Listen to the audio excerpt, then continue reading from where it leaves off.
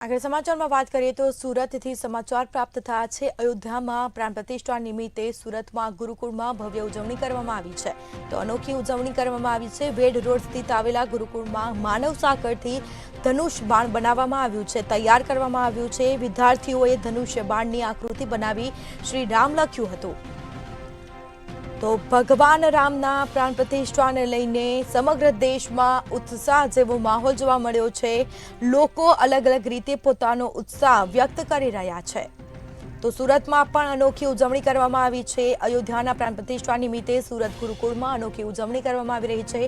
વિદ્યાર્થીઓ દ્વારા માનવ સાંકળથી ધનુષ બાણ તૈયાર કરવામાં આવ્યું છે। આ સીધા દ્રશ્યો સામે આવ્યા છે। તો ભગવાન રામની પ્રાણ પ્રતિષ્ઠાને લઈને સમગ્ર દેશમાં ઉત્સાહ જેવો માહોલ જોવા મળ્યો છે। લોકો ઉજવણી કરતા રહે છે, સાથે જ બસ હવે લોકો પણ અલગ અલગ રીતે પોતાનો ઉત્સાહ છે તે વ્યક્ત કરી રહ્યા છે। તો સોમવારે ભગવાન શ્રી રામ બિરાજમાન થવાના છે, લોકોમાં પણ અનેરો ઉત્સાહ જોવા મળ્યો છે।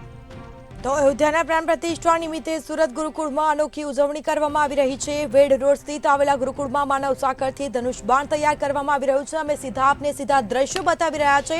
વિદ્યાર્થીઓમાં પણ અનેરો ઉત્સાહ જોવા મળી રહ્યો છે। માનવ સાંકળથી ધનુષ બાણ છે તે તૈયાર કરવામાં આવી રહ્યું છે અને સાથે જ અનેરો આનંદ કહી શકાય। ભગવાન શ્રી રામ બિરાજમાન થવાના છે। અયોધ્યામાં પ્રાણ પ્રતિષ્ઠા નિમિત્તે સુરત ગુરુકુળમાં અનોખી ઉજવણી કરવામાં આવી રહી છે।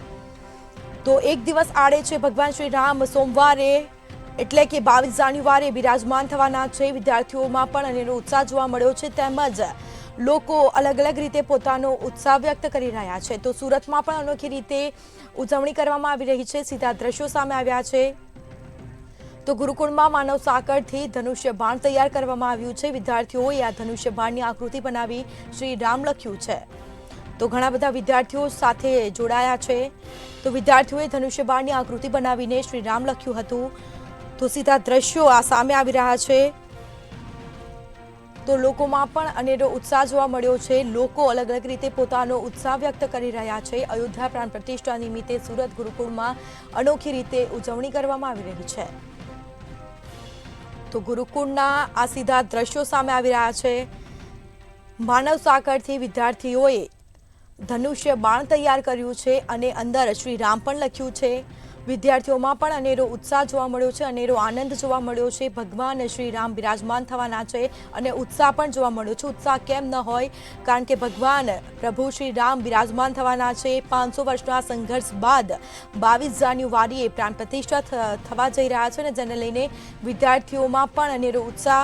તો લોકો પણ અલગ અલગ રીતે પોતાનો ઉત્સાહ વ્યક્ત કરી રહ્યા છે। ભગવાન રામની પ્રાણ પ્રતિષ્ઠાને લઈને સમગ્ર દેશમાં ઉત્સાહ જેવો માહોલ જોવા મળ્યો છે। તો વેડ રોડ સ્થિત આવેલા ગુરુકુળમાં માનવ સાંકળથી ધનુષ્ય બાણ તૈયાર કરવામાં આવ્યું છે। સીધા દ્રશ્યો સામે આવ્યા છે।